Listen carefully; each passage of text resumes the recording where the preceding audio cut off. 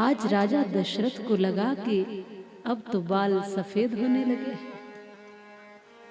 अब तो आयु की अवस्था बढ़ती गई, अब तो राज्य पाठ जो है संभालने के लिए मेरे राम तैयार हो गए।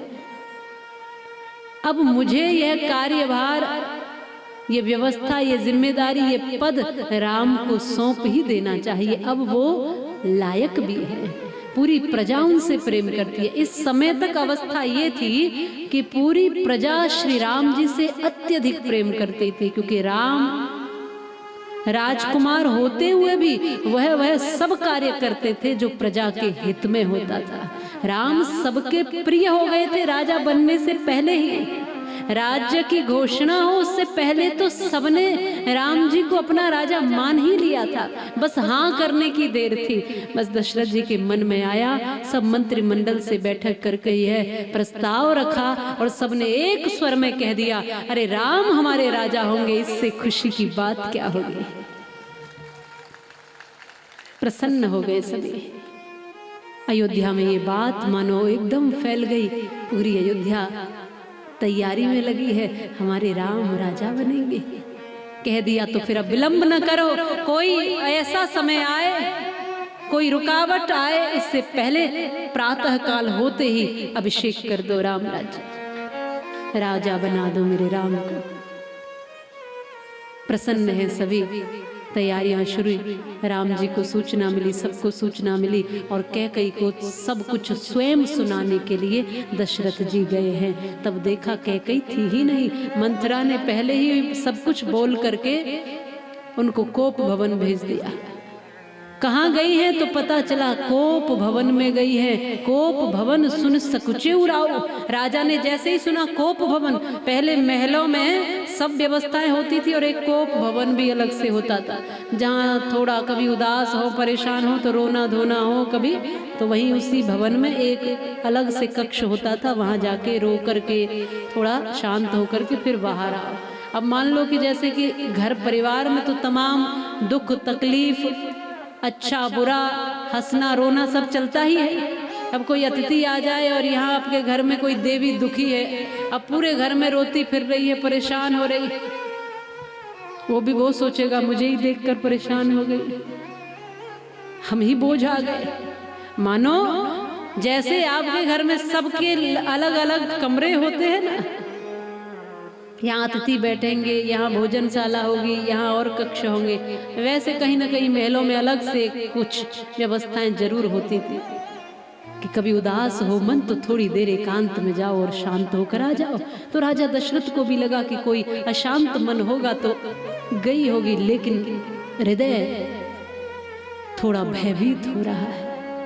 आज से पहले ऐसा नहीं हुआ था। और जब पहुंचे और अवस्था देखी तो कैकेयी की ऐसी अवस्था, पूरे आभूषण फेंके पड़े हैं, राजसी वस्त्र सब फेंके पड़े हैं, बड़े सामान्य से वस्त्रों में और ऐसा भेष बना करके बिल्कुल मलिन भेष, ये जमीन पर लेटी हुई, सब कुछ छोड़ चुकी है। राजा बड़े प्रेम से पूछते हैं, हे कैकेयी, आज बहुत खुशी का अवसर है, ऐसे समय में तुम्हें क्या हो गया? तुम ऐसा मलिन अवस्था बनाकर क्यों बैठी हो, क्यों लेटी हो, इस तरह दीन क्यों हो, क्या कारण है? कुछ बताओ। यदि किसी ने कुछ कहा हो तो बताओ, मैं भयंकर से भयंकर दंड उसको दूंगा, लेकिन आज प्रसन्न हो जाओ, आज का अवसर प्रसन्नता का है, आज बहुत खुशी का दिन है। यदि मैं तुम्हें सुनाऊंगा तो तुम खुशी से झूमने लगोगी और सब भूल जाओगी, ऐसा दिन है। और सत्य यही था कि कैकेयी जो है राम जी को बहुत प्रेम करती थी, लेकिन कहते हैं कि आपका संग भी कुछ मायने रखता है। जब बार बार 100 बार यदि झूठ को भी बोला जाए तो वो भी सत्य लगने लगता है। 100 बार झूठ को बार बार बोला जाए तो सत्य लगने लगेगा। मंथरा ने बस समझा दिया कि कुछ भी करना, लेकिन भरत को राजा बना देना और कहीं भी अड़चन ना आए, इसलिए राम को हटा देना, तो राम को वनवास दे देना। 2 वरदान है ही, अब इसको मौका मिला, आज खुशी का अवसर है। दशरथ जी कहते हैं हाँ, ये कहती है कि तुम्हें मेरे 2 वरदान याद हैं, कभी दिए थे तुमने पर मैंने लिए नहीं थे। आज वो समय है, क्या वो 2 वरदान दोगे? दशरथ कहते हैं, हे कैकई, 2 वरदान की बात क्या करती, आज तो तू 4 भी मांगेगी तो भी दे दूंगा। आज इतना खुशी का दिन है, तू मांग, जो कुछ मांगेगी वो सब तुझे मिलेगा। कैकई ने कहा, थोड़ा खुश होकर के बैठ गई और कहा कि सही सत्य कह रहे हो, जो मैं मांगूंगी वो दोगे? दशरथ कहते हैं, हाँ, तुम जो मांगोगी वो मिलेगा। कहा कैकई ने कि तुम अपने सबसे प्रिय की सौगंध खाकर कह दो कि तुम दोगे। आज दशरथ कहते, कैकई, मैं तेरी शपथ खाकर कहता हूँ, तू जो मांगेगी दूंगा। कैकई ने कहा, नहीं नहीं, मेरी नहीं, जो सबसे प्रिय है तुमको उनकी सौगंध खाकर। तब आज दशरथ विवश हो गए और सोचते हैं ज्यादा से ज्यादा मांगेगी क्या, अरे मेरे प्राण भी मांग लेगी तो भी आज के दिन तो दे ही दूंगा। कहा कैकई, मैं राम की सौगंध खाकर कहता हूं, तू जो मांगेगी सो दूंगा, तू जो मांगेगी वही दूंगा। कैकई तुरंत उठकर बैठ गई और कहा, 2 ही वरदान दे दो, ज्यादा नहीं चाहिए। उसमें से पहला वरदान, मेरे पुत्र भरत को यह राज्य गद्दी दे दो। थोड़ा सा धक्का लगा, थोड़ा सा बुरा लगा दशरथ जी को कि कल तो राम राजा बनने वाला है, ये मांगती क्या है आज रात में? मैं कैसे कहूंगा राम को कि अब राजा तुम नहीं, तुम्हारा भाई बनेगा।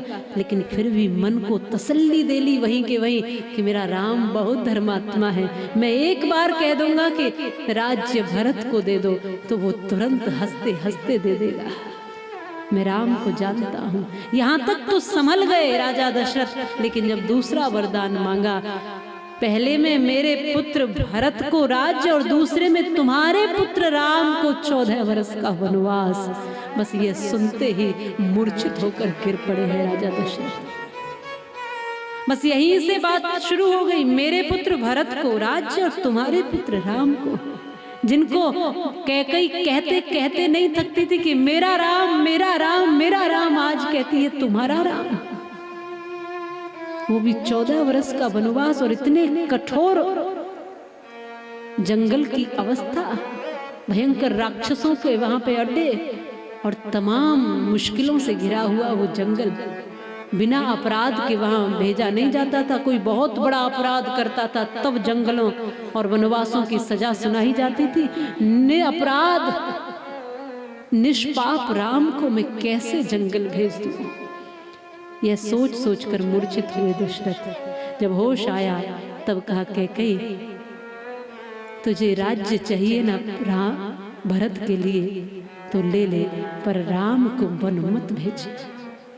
तुझे जो चाहिए सब कुछ ले ले और मेरे प्राण भी बचे हैं ये भी ले ले, पर मेरे राम को वन मत भेज।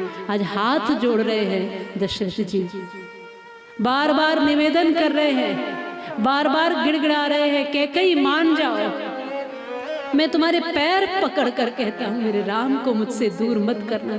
अगर राम दूर गया तो प्राण तो वैसे ही निकल जाएंगे, तो वैसे ही प्राण ले ले, पर राम को तो वन मत भेज। राम आए और राम जी ने सारी स्थिति जानी।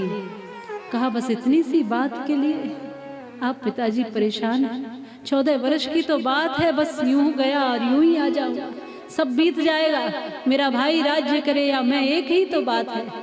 इस बहाने से मुझे संत ऋषि मुनियों के दर्शन भी हो जाएंगे, बस इतनी सी तो बात है। राम वो है जो बड़ी से बड़ी मुश्किल को भी कहते हैं बस इतना सा ही तो है। हम छोटी छोटी मुश्किलों में भी बहुत बड़ा झंझट समझ लेते हैं। राम वो है जो बड़ी से बड़ी विपदा में भी सहज रहना जानते हैं, सम रहना जानते हैं। ये सीख लेने वाली स्थिति है। अभी जिनको बस राज्य मिलने ही वाला था कि सूचना मिली कि तुम्हें राज्य नहीं मिल रहा, राज्य छोटे भाई को मिल रहा, छोटी मोटी बात नहीं है, पूरा का पूरा राज्य था। अब तुम्हें जंगल 14 वर्ष जाकर के मुश्किलों का सामना करना है। राम पर वो हैं चाहे कुछ भी सामने हो उसको संघर्ष बिल्कुल सहज में स्वीकार कर लेते हैं।